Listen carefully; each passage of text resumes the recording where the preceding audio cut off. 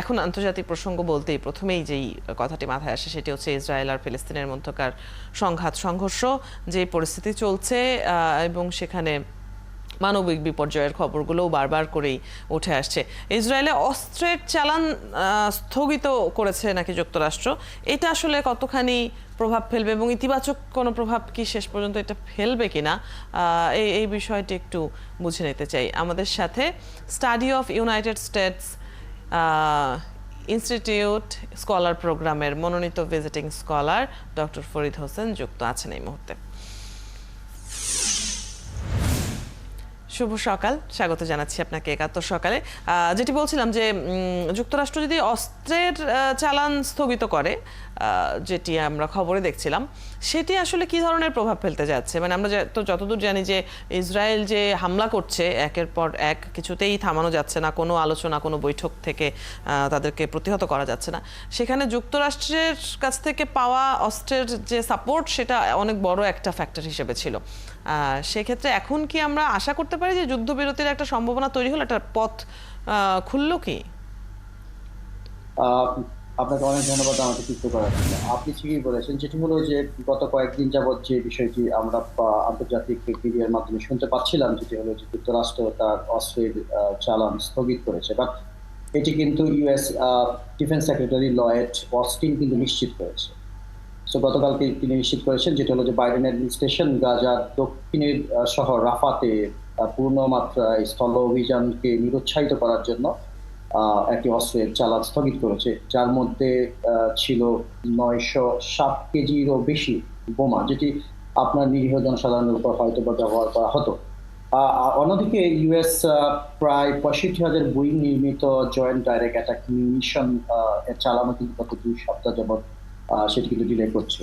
তবে এটি, হ্যাঁ, আপনি নিশ্চয়ই বলতে পারেন, যেটি হলো যে ইসরায়েলকে বিশেষ করে রাফায় সেই ধ্বংসাত্মক যে হামলা, সেটি থেকে বিরত থাকার জন্য একটি প্রচ্ছন্ন চাপ তৈরি করার চেষ্টা করছে। এবং গত সোমবার আপনি যদি দেখেন যে বাইডেন সরাসরি ইসরায়েলি প্রধানমন্ত্রী বেঞ্জামিন নেতানিয়াহুর সাথে কথা বলে এবং রাফায় পূর্ণমাত্রায় ফুল স্কেলে স্থল অভিযানের বিষয়টিকে নিরুৎসাহিত করেছে। কিন্তু আপনি যদি ইসরায়েলের উচ্চ পর্যায়ের অফিসিয়ালদের বরাত দিয়ে দেখেন, যেটি হলো যে ইসরায়েল প্রশাসন, বিশেষ করে বিবি নেতানিয়াহুর প্রশাসন, কিন্তু তারা কিন্তু বলেছে যেটা হলো যে কোনো মাত্রায় তারা কিন্তু হামলা চালিয়ে যাবে তাদের ভাষ্য অনুযায়ী হামাসের বিরুদ্ধে তাদের অভিযান রাফায় চালিয়ে যাবে। কারণ রাফা একমাত্র, আপনি যদি দেখেন, যেটা হলো যে এই যুদ্ধ শুরু হওয়ার পর থেকে গত অক্টোবরে রাফাতে কিন্তু ওই পূর্ণ মাত্রায় কিন্তু সামরিক অভিযান পরিচালনা করা হয়নি। এবং রাফার সবচেয়ে গুরুত্বপূর্ণ বিষয় হলো যে রাফা একটি ছোট শহর গাজায়, আবার এই শহরে কিন্তু বর্তমানে আপনি দেখেন যে প্রায় 3 গুণেরও অধিক জনসাধারণ বসবাস করছে, যাদের সংখ্যা প্রায় 14 লক্ষেরও বেশি, এবং এর অধিকাংশ কিন্তু যুদ্ধাহত। এবং আপনি রাফাকে পুরোপুরি একটি আপনি যদি বলেন যে যুদ্ধে যারা আপনি বাস্তুচ্যুত, তাদের একটি আশ্রয় শিবির বলতে পারেন। আর সেই জায়গায় এই 14 লক্ষের মধ্যে প্রায় 6 লক্ষের অধিক কিন্তু যারা কিন্তু শিশু। তারপরে রাফায় যদি সামরিক অভিযান পরিচালনা করে, সেটি ডেফিনেটলি একটা ডিজাস্টারে পরিণত হবে। আর অস্ত্রের চালানের ক্ষেত্রে যদি আমি আসি, সেটি হলো যে, হ্যাঁ, আপনি জানেন যে দ্বিতীয় বিশ্বযুদ্ধের পর থেকেই ইসরায়েলের অস্ত্র সরবরাহের দিক থেকে সবচেয়ে বড় শক্তিশালী দেশ বা সবচেয়ে প্রধান দেশ হলো মার্কিন যুক্তরাষ্ট্র। বছরে প্রায় 3 মিলিয়নেরও বেশি অস্ত্র সরবরাহ করে থাকে ইসরায়েলে। এবং আপনি যুদ্ধ শুরু হওয়ার পর থেকে সবচেয়ে গুরুত্বপূর্ণ যে ইন্টারেস্টিং একটি তথ্য, সেটি হলো যে গত অক্টোবরে যুদ্ধ শুরু হওয়ার পর থেকে ইউএস 2 দফায় 106 মিলিয়ন এবং 147 মিলিয়নেরও বেশি ইউএস ডলার মূল্যের অস্ত্র কিন্তু ইসরায়েলের সরবরাহ করে, এবং যেটি কিন্তু আপনি যদি দেখেন যে গাজায় ইসরায়েল তার হামলায় ব্যবহার করছে। তবে অন্যতম একটি বিষয় যেটি হলো যে আমেরিকা ছাড়াও কিন্তু ইসরায়েলের অস্ত্র সরবরাহকারী দেশগুলোর মধ্যে অন্যতম হলো জার্মানি, তারপর ইটালি, ব্রিটেন এবং ফ্রান্স, যদিও কানাডা অন্যতম আরেকটি দেশ, বাট কানাডা তার অস্ত্র সাময়িকভাবে সরবরাহ স্থগিত রাখছে। তার মানে হলো যে ইসরায়েল তার হামলা পরিচালনার জন্য, বিশেষ করে রাফায়, তাদের যথেষ্ট পরিমাণ অস্ত্র রয়েছে। বিশেষ করে আপনি জানেন যে ইসরায়েল সামরিক শক্তিধর একটি দেশ এবং মিডল ইস্টে একমাত্র পারমাণবিক শক্তিধর দেশ। সো রাফায় তার স্থল অভিযান পরিচালনার জন্য যথেষ্ট মজুদ কিন্তু রয়েছে। বাট যদি এই অস্ত্রের চালান যেটি আমেরিকা বন্ধ করেছে সেটি যদি আসতো তাহলে হয়তো বা হতাহতের পরিমাণ আরেকটু বেশি হতো। তবে এক্ষেত্রে ডেফিনেটলি বিশেষ করে বাইডেন অ্যাডমিনিস্ট্রেশন তার অভ্যন্তরীণ যে পেশার বিশেষ করে বিভিন্ন বিশ্ববিদ্যালয়গুলোতে বাইডেন অ্যাডমিনিস্ট্রেশন এবং তার নীতি এবং ইসরায়েলের যে মানবতা বিরোধী অপরাধ তার বিরুদ্ধে যে আপনার বিক্ষোভ প্রো প্যালেস্টাইনিয়ান যে বিক্ষোভ সেটি কিন্তু একটি বড় শক্তি হিসেবে কাজ করেছে। তবে এই পর্যন্ত আমি যদি দেখি সেটা হলো যে দেখেন যে এই যুদ্ধে প্রায় 35,000-এর অধিক লোক নিহত হয়েছে, 78,000-এর মতো কিন্তু এখনো পর্যন্ত নিখোঁজ হচ্ছে এবং এর প্রায় 40% কিন্তু শিশু। এ নিহত আপনি যদি বলেন যে মোট যে জনগণের 40% কিন্তু প্রায় আপনি শিশু বলতে পারেন। তবে একটি গুরুত্বপূর্ণ বিষয় হলো যে ইসরায়েল কিন্তু যে মানবতা বিরোধী অপরাধ বা যেটাকে আমরা গণহত্যা বলে থাকি সেটি কিন্তু পরিচালনা করছে। আপনি সাম্প্রতিক যে সময়ের যে জরিপ বিশেষ করে ডাটা ফর প্রগ্রেস এবং জেটি নিউজের ওয়েবসাইটের জরিপে বলা হচ্ছে যে 56% আপনার ডেমোক্রেট সমর্থক বাইডেনের দলের মানুষজন মনে করে যে ইসরায়েল অবরুদ্ধ গাজায় গণহত্যা পরিচালনা এরকম কথাবার্তা তো চলছে, কিন্তু কৌশলগতভাবে শক্তিশালী যেসব মুসলিম দেশগুলো তাদের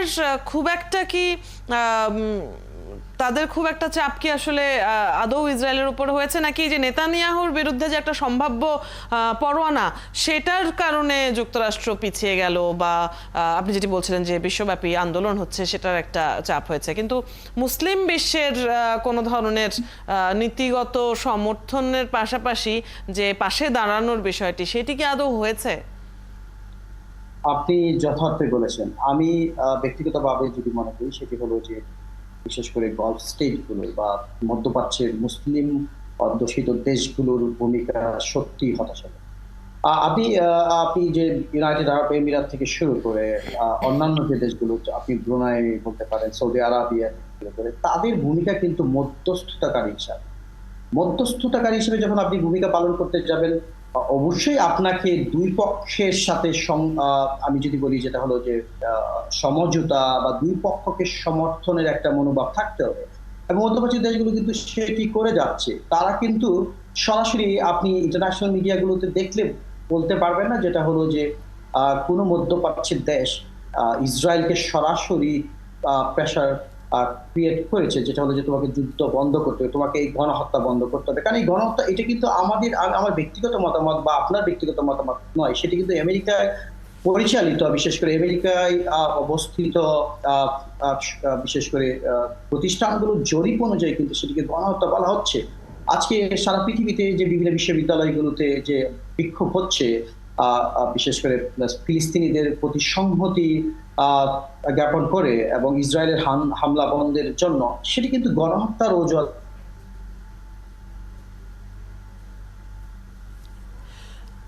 অনেক ধন্যবাদ। আমরা আসলে এই গণহত্যা বন্ধে কিংবা এই ধরনের হামলার বিপক্ষে বিভিন্ন মহলকে কথা বলতে শুনি, তবে যেটি হতাশার বিষয় সেটি হচ্ছে বড় ধরনের চাপ সৃষ্টির বিষয়টি এখনো পর্যন্ত দেখা যায়নি।